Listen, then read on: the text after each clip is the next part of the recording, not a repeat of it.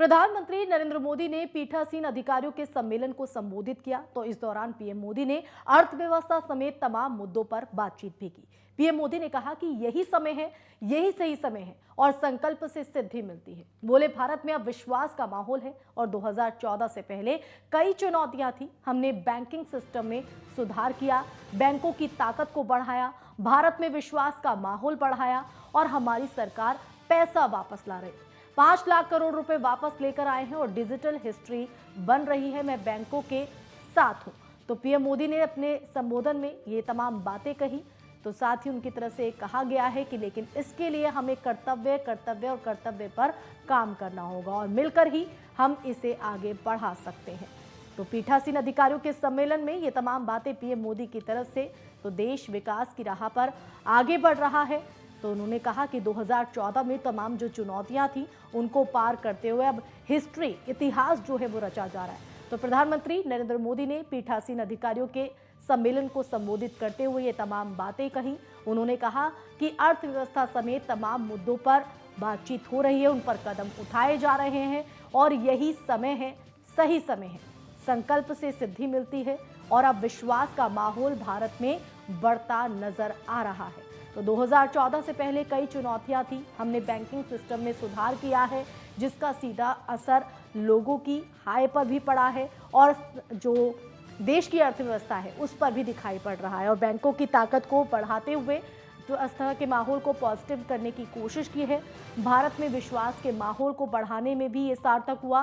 तो हमारी सरकार पैसा वापस ला रही है और अब तक 5 लाख करोड़ वापस लाए जा चुके हैं, जो डिजिटल हिस्ट्री के लिए एक बेहतरीन उदाहरण है। जब मैं मेरे अफसरों से बात कर रहा था तो बहुत विश्वास का माहौल नहीं बनता था। आशंकाएं रहती थी कि यार ये कैसे होगा। तो मैं कहता था भाई एक जमाना था कि बैंक के लोग स्कूल में आते थे। तय तो करो, इतना बड़ा देश और सिर्फ 40% लोग बैंक से जुड़े हो, 60% बाहर हो, ऐसा कैसे हो सकता है। खैर बात चल पड़ी और यही बैंकिंग सेक्टर के लोग, राष्ट्रीयकरण हो चुकी बैंकों के लोग, जो बड़े बड़े उद्योगपतियों के साथ ही बैठने की आदत बन चुके थे, वो लोग जब देश के सामने एक लक्ष्य रखा कि हमें जन धन अकाउंट खोलना है, मैं आज गर्व के साथ सभी बैंकों का उल्लेख करना चाहूंगा, सभी बैंकों के हर छोटे मोटे मुलाजिम का उल्लेख करना चाहूंगा जिन्होंने इस सपने को साकार किया और Jan Dhan account financial inclusion की दुनिया में दुनिया के सामने एक बेहतरीन उदाहरण बन गया। ये आप ही के तो पुरुषार्थ से हुआ है और मैं मानता हूं कि प्रधानमंत्री जनधन जो मिशन निकला, वो बीज बोया था तो 2014 में, लेकिन आज इस कठिन से कठिन कालखंड में दुनिया डगमगाई, भारत का गरीब टिका रहा क्योंकि जनधन अकाउंट की ताकत थी। जिन बैंक के कर्मचारियों ने जनधन अकाउंट खोलने के लिए मेहनत की है, गरीब की झोपड़ी में जाता था बैंक का बाबू, कोट पैंट टाई पहने हुए व्यक्ति गरीब के घर के सामने खड़े रहते थे। उस समय तो शायद लगा होगा सरकार का एक कार्यक्रम, लेकिन मैं कहता हूं कि जिन्होंने इस काम को किया है, इस पैंडेमिक के कालखंड में जो गरीब भूखा नहीं सोया है, उसका पुण्य उन बैंक के लोगों के खाते में जाता है। तो देश में भरोसा बढ़ा है और ये कहीं ना कहीं एक बड़ा इतिहास रच रहा है हमारा भारत। और ज्यादा जानकारी के लिए रुक करेंगे हमारे संवाददाता राजकुमार चौधरी हमारे साथ लाइव जुड़ गए। राजकुमार, पीएम मोदी की तरफ से पीठासीन अधिकारियों के सम्मेलन को संबोधित किया गया। उन्होंने साफ तौर पर कहा है कि देश के सपने को साकार कर रही है सरकार, आगे बढ़ रही है।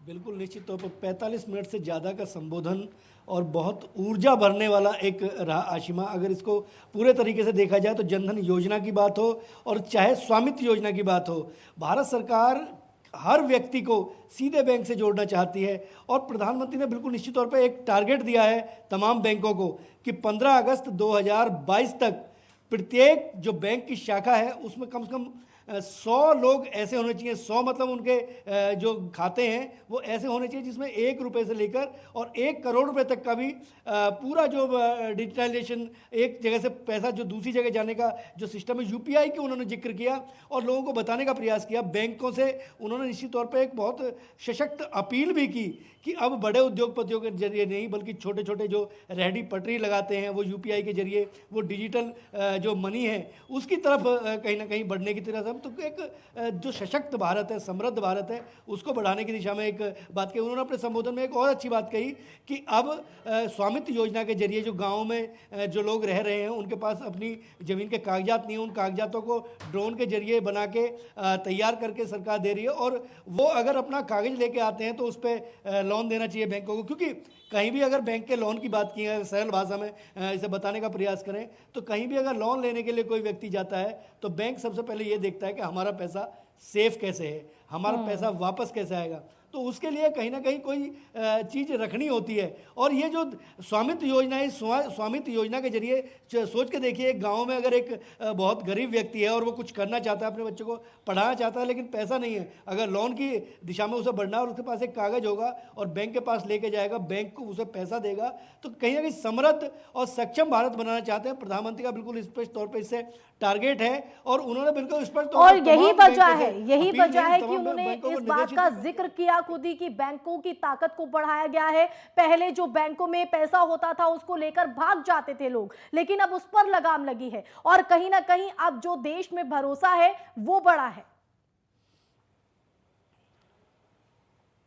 बिल्कुल निश्चित तौर पर उदाहरण के जरिए अगर देखा जाए तो प्रधानमंत्री के इस पूरे संबोधन को यदि आशिमा देखें तो उन्होंने उदाहरण के जरिए बैंक के जो बड़े पीठासीन अधिकारी थे उनको बताने का प्रयास किया कि आप लोग एक ऐसे पद पर बैठे हुए हैं कि जो कहीं ना कहीं सक्षम भारत और समृद्ध भारत बना सकते हैं। अगर आपके पास कोई व्यक्ति आता है और ऐसे बहुत सारे लोग होंगे कि जिनको आपने लोन दिया है और उन्होंने अच्छा काम किया है, जिसने अच्छा काम किया है उसे और प्रोत्साहित कीजिए, उसका और प्रोत्साहन दीजिए कि हम आपको लोन देते हैं और आप आगे बढ़िए। इससे बेरोजगारी खत्म होगी, लोग रोजगार के अवसर मुहैया होंगे और एक निश्चित तौर पर आम आदमी से जोड़ने का प्रधानमंत्री ने एक प्रयास किया। अब देखना बड़ा दिलचस्प होगा आशिमा कि प्रधानमंत्री के इस संबोधन के बाद और ये संबोधन ऐसे वक्त में कहीं ना कहीं काफी अहम हो जाता है, क्योंकि राजकुमार एक तरफ अगर विपक्ष की बात करें तो चाहे वो बेरोजगारी हो, अर्थव्यवस्था हो, इसको लेकर हमला लगातार विपक्ष की तरफ से बोला जा रहा है। क्या उसकी एवज में ये जवाब भी माना जाए पीएम मोदी का,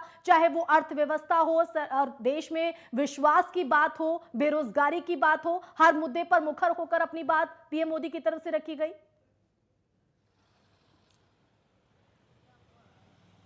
बिल्कुल आशिमा, निश्चित तौर पर अगर प्रधानमंत्री नरेंद्र मोदी की कार्यप्रणाली को देखा जाए तो किसी बयान की परवाह करने वाले नेताओं में से नहीं है। उन्होंने वो सब कुछ करने के उनके अंदर सामर्थ्य है और वो रिस्क लेने की क्षमता रखते हैं कहीं ना कहीं। बिल्कुल निश्चित तौर पर ये जो संबोधन है, इस संबोधन को भी इस दिशा में माना जाना चाहिए कि विपक्षियों का काम है, विपक्षी दलों के भी नेता जो हैं उनसे भी कहीं ना कहीं ऊर्जा मिलती है। यदि वो कोई टिप्पणी करते हैं और उस टिप्पणी के जरिए कहीं उसमें से भी कहीं ना कुछ चीज़ें बेहतर होने की दिशा में, तो प्रधानमंत्री का बिल्कुल स्पष्ट तौर पर यह निर्देश है और उनका चैलेंज भी है। बिल्कुल निश्चित तौर पर चैलेंज है कि कहीं ना कहीं समृद्ध भारत तभी बनेगा, 130 करोड़ की आबादी है, जो विपक्ष के नेता हैं उनमें और प्रधानमंत्री में कहीं ना कहीं वैचारिक मतभेद है बस केवल। तो आप आइए और हाथे फैला के, क्योंकि हर व्यक्ति की, हर विपक्ष की भी जिम्मेदारी बनती है कि देश समृद्ध हो। समृद्ध तभी देश होगा जब उसमें विपक्ष भी कहीं ना कहीं समझदार होगा और समझदारी का परिचय देना चाहिए। सिद्धि प्राप्त होती है और कर्तव्य ही है जो विकास के लिए आगे बढ़ेगा। बहुत शुक्रिया राजकुमार आपका